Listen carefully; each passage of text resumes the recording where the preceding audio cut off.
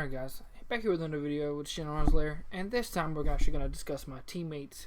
Both of them, Jack Lubke, just previously won Sydney Regionals in Australia with the exact same deck as the deck that won LA Regionals, which they both obviously worked together on. Chris Welch was actually the designer of the deck, and Jack just usually plays his decks as a great pilot, and they both ended up winning the entire regional, which is awesome.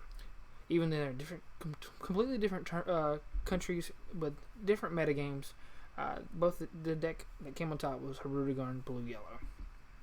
Exact card for card decks. Maybe the side may have been a little different, but the main deck was exactly the same.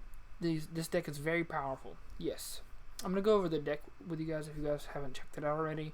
I'm gonna have this public under my name under Shenron's Lair if you want to check it out. And you're gonna make the Octagon file for yourself to test it on Octagon. But we're gonna get into it. For the black cards, we got one Bardock, no blockers, go for the mirror, it's critical. Go for further and destruction as well. Two Scientist Fu, obviously the best black card in my opinion. For Flute, this is the deck that you really spam Flute with. You can go, you're basically returning Gotens back to your hand over and over. That's basically how the deck plays it. And Genes if you need a free card to your hand. 4 beans, very important in this format, as I always say. When you start building your deck, if you're playing blue at all, you play 4 beans. 3 Minutia with this leader, you get to draw a free card basically from your deck, and it thins and gives you free blue energy. You need blue energy to charge with these kind of decks. 4 Unyieldings, very key for continuing your turn 2 assault. 3 Nimbus, obviously good for the mirror. 3 Successor to search out your Bardocks and your Grandpa Gohans.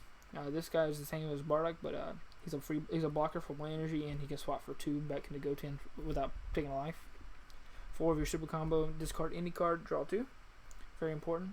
This card's the best super combo in my opinion. 4 Bardock, the main starter of the plays. The Bardock, the Degenerator, not the Progenitor.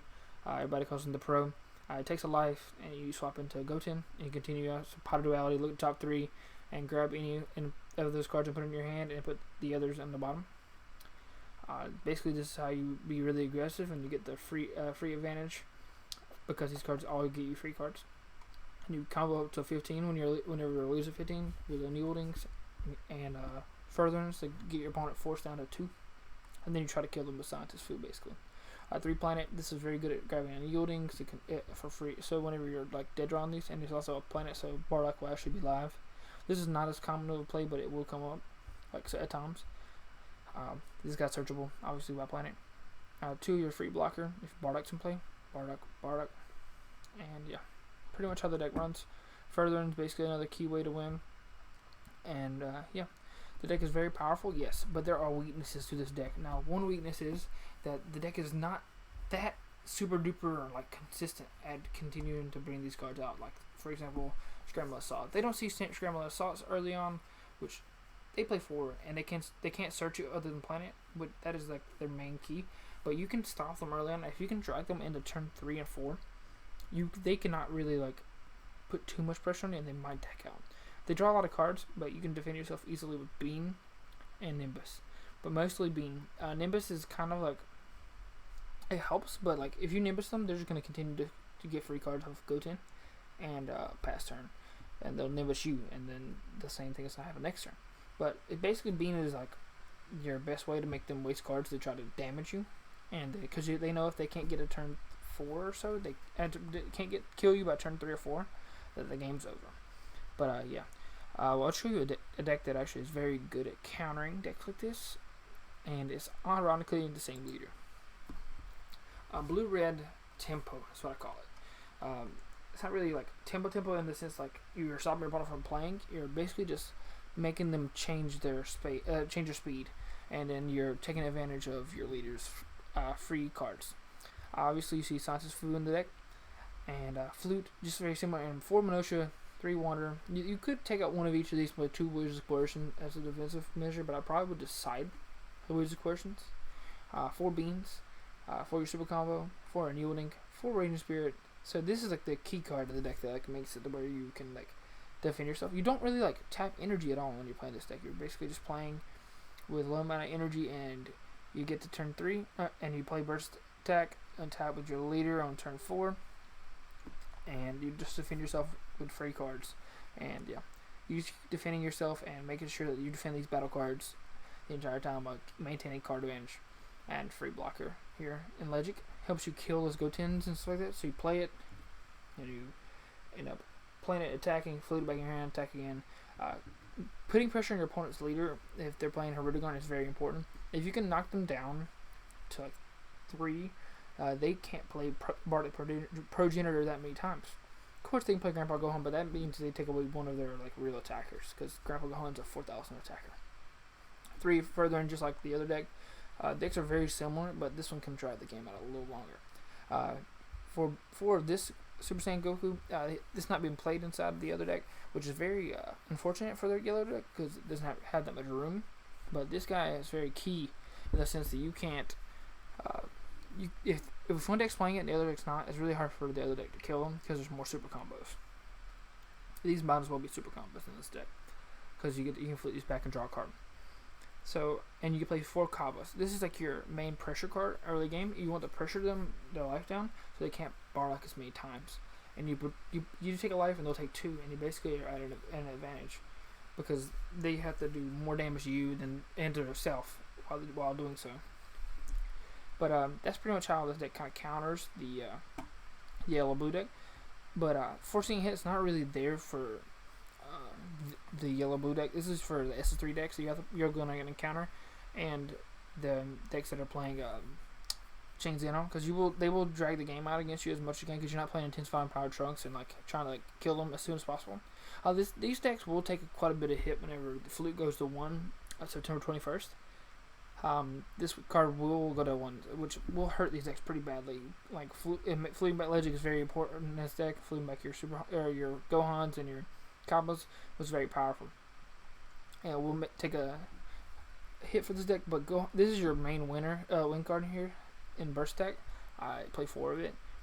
You basically are going to burst attack them when you're low on cards, and then draw back up to 7 or 8 because of your Minutia's and your leader ability and stuff like that. But yeah, that's pretty much how you win this deck, because you can defend yourself and not care because you're going to draw those cards back and keep going. But yeah, that's pretty much how this deck plays. I would suggest, if you're going to play the mirror match, find a way to fit in your pseudo combos for the mirror, because if you don't have those in the mirror, you're going to be at a disadvantage because you're going to be blowing steam. Nimbus is very cool in the mirror as well, but discarding a card is not as good as comboing to draw a card, in my opinion, and making them waste cards trying to attack you under being and stuff like that, and using your bean for defensive measures is probably better in the mirror match. I probably wouldn't want to use a bean early on to try to pressure my opponent a lot unless I know that I'm going to try to kill him that turn. I don't think they can play a bean. Like, what if my opponent charges a yellow turn 1 and I know they don't have a bean, but they might have a Nimbus, so that's like still that's a big difference, because like you charge a yellow going second, and then you don't have a bean for your opponent, so it's kind of you stuck yourself in a weird position there. So finding a way to fit in your pseudo combos is it'd be kind of important in my opinion. Probably could cut down on a Planet Vegeta, cut down on a Successor, cut down on a Bardock. There's 3 right there. I'm not exactly sure, but you obviously have to take out flutes eventually, but yeah, and probably cut down on a Champa down to 2, because you don't really need like that many Champas. You're gonna draw them, use them to win anyways. And this guy digs free cards really bad. But yeah, I think 4 pseudo combos would help in the mirror match. If you guys have any questions about how to attack these kinds of decks in the meta, don't think too much about what cards hurt this deck. Just think about how you can defend yourself against every deck you have to play against. Because if you go in with the deck that just counters this deck, you're going to lose to Super Saiyan 3. If you've seen Matt Coombs' video recently, he was talking about the way you start building your decks. You're like, okay, I'm going to counter this deck. That's what the Vegeta deck is, the new one, Ultimate Boss. That people are playing the card that destroys energies. Those cards are awesome, right? But only against SS3, and that's really what they're for. But if you build a deck that counters SS3, you're gonna almost automatically lose to Hirudegarn decks.